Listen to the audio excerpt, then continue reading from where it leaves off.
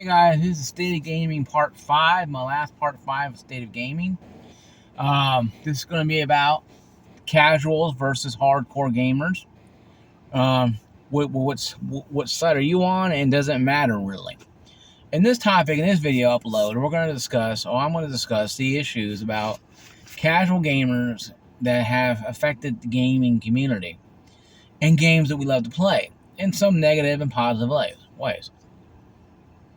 The utmost realization is that you're not really a gamer unless you play games, 10 hours a day, 10 hours a day, 5 days a week, or 4 days a week. 40 hours a week. Me, I muster maybe about 2 or 3 hours in time I'm off from Wednesday morning till Sunday morning. I go back to work Sunday night because I'm off, Wednesday through Saturday. And I'm out doing things. I don't sit at home and play games all the time. I would like to, but I don't because I got grass to mow, I got things to take care of, weeds to kill. I have things to do. When you own your own house, when you own your own home, I've been owning for the last few years now. You find out a lot more things you gotta do instead of sitting around playing video games and drinking beer and doing nothing all day. Because house will fall apart eventually. Especially when I bought a 30-year-old house. So foundation to get checked. I had that check Wednesday morning. Everything's fine there. But enough of all that taken care of.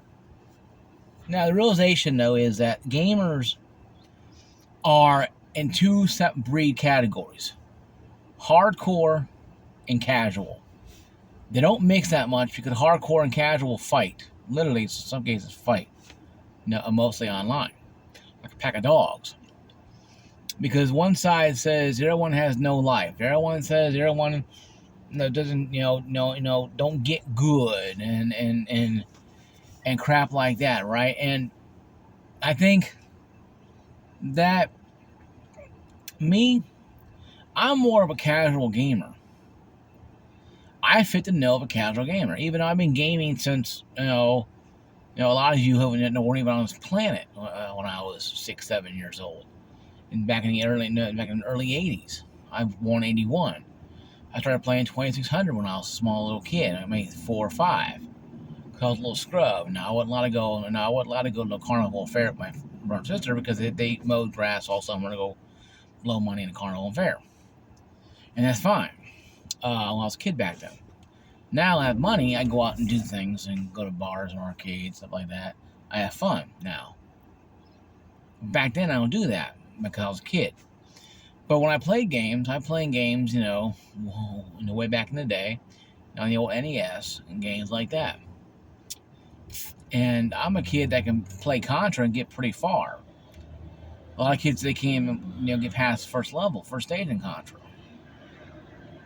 So I think, the basic of gaming to me has determined what's acceptable and what's not acceptable in the world of gaming. And I think if you look at the gaming casual versus non-casual, you'll find out that a lot of people will fit the category of a non-casual gamer. And that's fine. Like I said, it's fine. That's very fine if you're okay with that. But the group of people out there, like PC gamers, for example, I had my PC built of my brother-in-law and my sister. I didn't build it myself, so I'm kind of a not a dork, but I'm more respected than the pre-built buyers because I had it built and I didn't build it myself, so I wasn't a true PC gamer. But I didn't run there and go buy an overexpensive, pre-built system.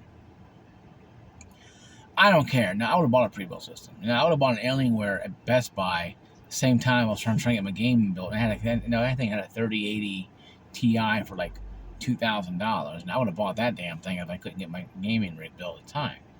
I wouldn't have cared. I want something to play on, right? So, that right there kind of shows, people like that. So, there's always going to be casual and hardcore.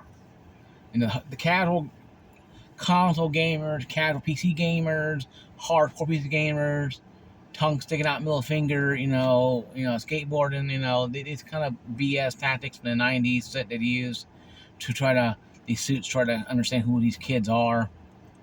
And the movie Kids, though, the 90 movies Kids is pretty interesting to watch that one. It's pretty graphical.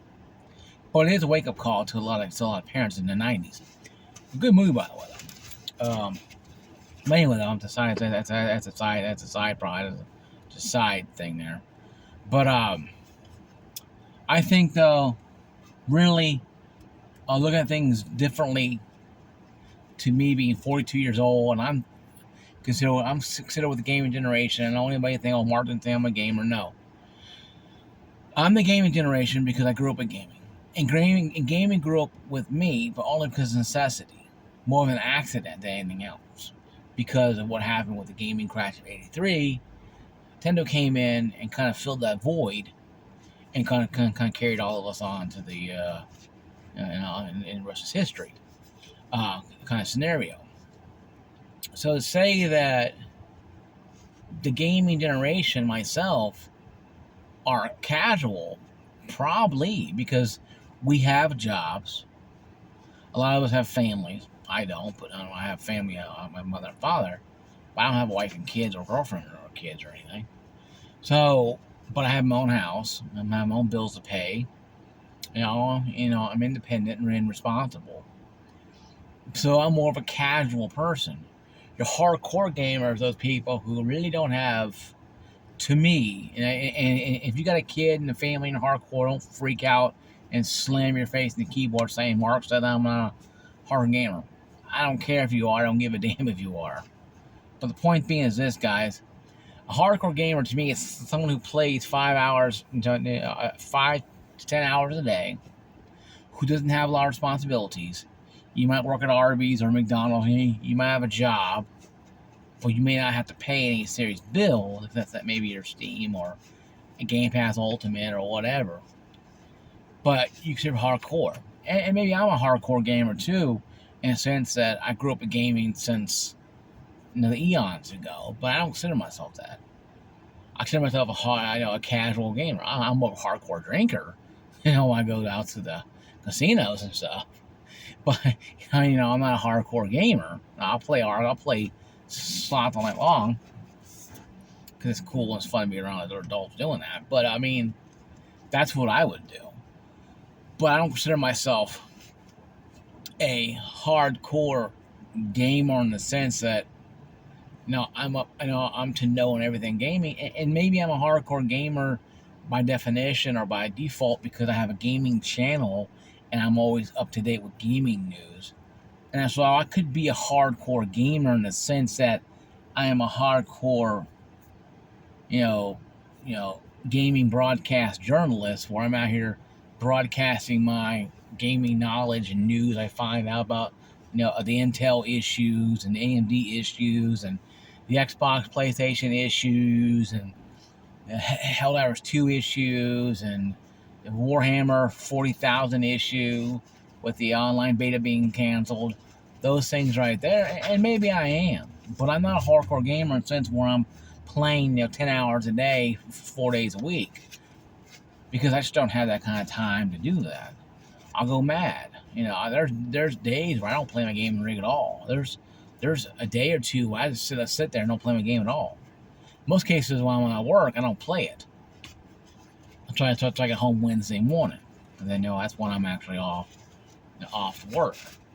But if I got off work early, say 1 o'clock in the morning, 10 o'clock in the morning, or at night, 10 o'clock at night, got off work early for a reason, take a vacation day or whatever, yeah, I'll play a few hours of it. But I won't sit there and play it constantly, no. Because I have for things to do. But like I said, guys, I don't think hardcore and and casual are bad. Now, what have you gotten bad at? Worse things happen as Call of Duty has become more and more of a joke. You play Nicki Minaj now running around shooting people.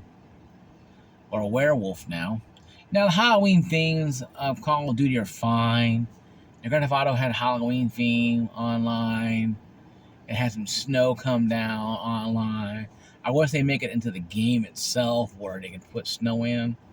But I heard the Battlefield had Christmas theme, pretty cool.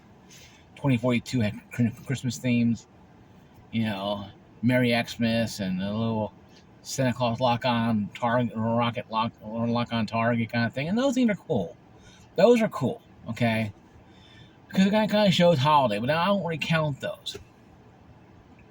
But what I count is, though, skill-based matchmaking going in there and really messing up Call of Duty, where Jimmy No Thumbs can go in there now and spin, twirl, no scope and kill a bunch of people. Where a lot of these people like gaming the Codfather, who I think is a pretty cool guy, but I think may have had a little too much time in Call of Duty, 15 years in Call of Duty. But he was a Call of Duty content. He was a Call of Duty broadcast journalist or a content creator. He broadcast his journalism on Call of Duty game he knew he'd love. And I love Halo, but I don't sit there and broadcast it because I don't care about it. But I love Helldivers 2. But once again, I don't care about broadcasting on it. Doesn't mean that I will not sit there one day and do that kind of stuff. Just means for me personally, I have no need in the world to do that. But he talks about how the Blame Truth Codfather talks about how Timmy and Jimmy No Thumbs have pretty much killed Call of Duty. And I think it's probably not really that. I think it's because Call of Duty has decided to go to another community called the casual community. The gamers that come out and buy Madden every year are usually not the Madden deadheads who are just constantly Madden. Usually the casuals. Think about it. I own a pair of shoes, you own a pair of shoes. Everybody on this planet, hopefully, owns a pair of shoes. Shoe companies make money off of you and me. How many of you are sneakerheads? Not many I know of. And I made this analogy many years ago. How many of you are sneakerheads? I don't know too many are sneakerheads. Are you? I'm not. But it doesn't mean that, when they don't have sneakerheads who are on YouTube talk about Air Jordans and Adidas's and all other stuff and Nike, and they hold them up in the echelon of greatness and shoes and stuff, and how they talk about their Jordans, how they bought them $200 5 years ago, and they put them in a glass sealed jar and they case them with fluorite or whatever the hell it is, and they have air suction. They have two lasers at it with turret guns come down. I'm just kidding, with turret guns coming out with laser guide systems. But I'm saying, this is kind of I'm trying to tell you guys. There's people out there like that. But the companies are not making money off those people anymore. Only hardcore gamers make up to 20% of the gaming industry, as well as sneakers and cars and shoes and the Pokemon craze. But, those people are only 20% of those groups are hardcore. So hardcore gamer is only 20%. And the 80% are the casual people who are casual. Who are casual, who are the ones who actually, buy this stuff, go out there and buy all this stuff. They're not running around worrying about it GameStop in the middle of the night buying this. They buy it when they get a chance. Like, oh my God, I'm going to go and get Madden at 10 o'clock at night. I'm going to run to a GameStop and get it. Tuesday night or whatever the hell it is, right? No. They'll go, okay, I'll get Madden on PC or Xbox. Oh, okay, cool, download it. Download it. Can they come home from work next day? Boom, it's ready to go, ready to play. And they'll play it when they get a chance. Most cases on Friday or Saturday, Friday night, Saturday morning, or when they get a chance to play on the weekends. But, that is what casual gamers are. Hardcore people are the ones who talk about it. And I'm more hardcore than I'm casual because I have a channel. But it doesn't mean I'm a hardcore gamer where I'm playing 20 hours a day. I can't do it. Like I said, I can play maybe 2 hours, 3 hours at most. But after that, my legs start bothering me because I'm sitting down at a certain angle anyway. And I have to move around a little bit because I'm a big fat guy, folks, to be honest with ourselves. Now, I went to the gym today and worked out, had a good time. But I'm a big fat guy. When you get old, you get fat, your body's like, hey, now you got to move around. So because you start creaking your body and stuff. So that being said, guys, I don't think casual gamers, hardcore gamers are that far off. I think it's just the NILF of them, and it's more of a mythological creature where hardcore gamers treat these people like unicorns. You don't see all these casuals. You don't see them because they're at home downloading the game instead of running out to the GameStop to go buy it. And I did the GameStop thing. It was pretty cool midnight release to go out there with friends. See, hey, I'm friend, and talk a little while and see him online a lot, but don't see him in person much anymore because we're busy. See him for about an hour or so, talk a little bit, get our game, we go home. I go home, download it, then I go to bed, go to work the next day. But it just, one of those things that has to be done, right? That you and I can understand this. Now, you and I get this as gamers. We understand that everybody has their nil. But I think if people really realize, what they're doing and what they did and how they did things, we wouldn't have problems we have today in the gaming community.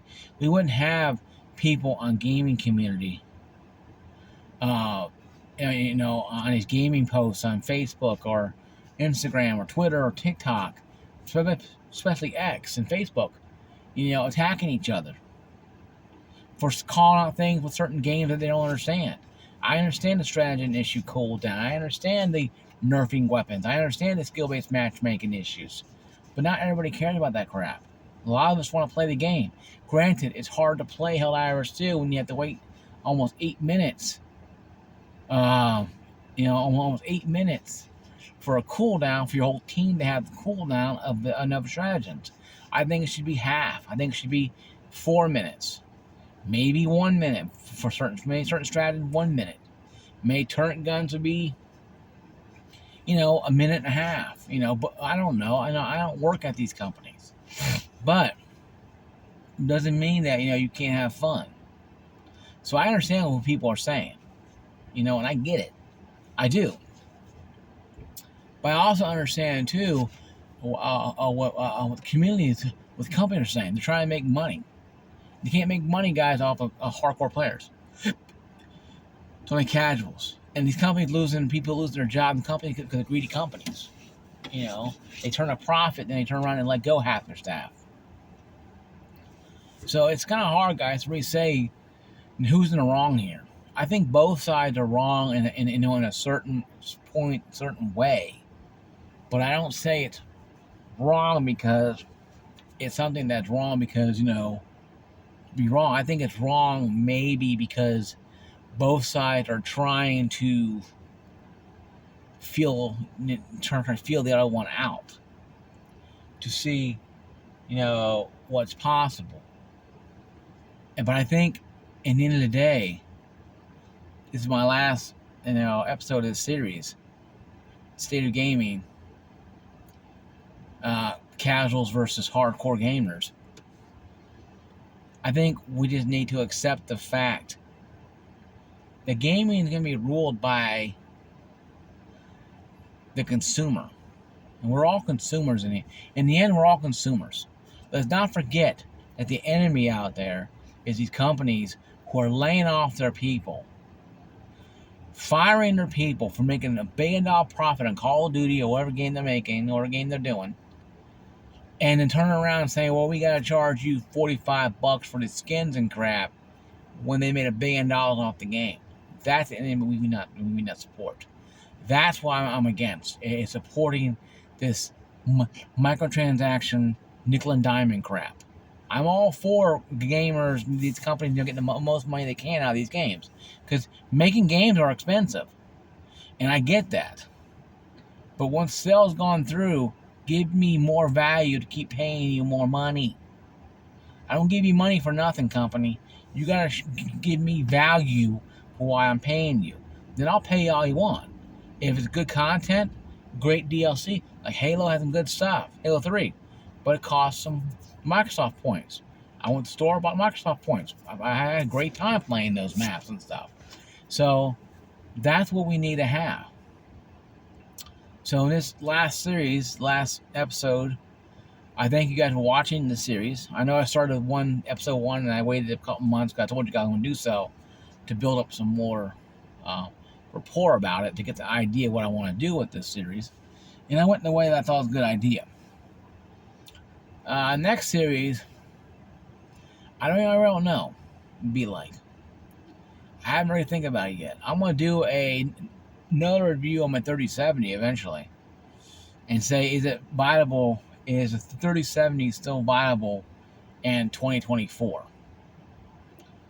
Is the 5800X 3D processor still viable in 2024? Is AM4 still viable in 2024? I'm going to do these two different ones here to help, broaden out my channel a little more, but also to give me a little more time to work on other bigger series later on down the line. But I want to do a little more, not really filler, but do some information one pieces. And these two are going to be more information pieces than anything else, where I think you guys would like to hear what I have to say about the 5800X 3D processor and 3070. Only two I've ever owned, outside the 2060 and 5600X that I still have the box on, I think I do. But anyway, I probably don't. But anyway, it doesn't matter. But I'll see you guys later. Peace out. Once again, if you guys are brand new to my channel, find my channel on the algorithm of YouTube. Like, subscribe, notification, ring that bell. I'll see you guys later. Peace out. God bless.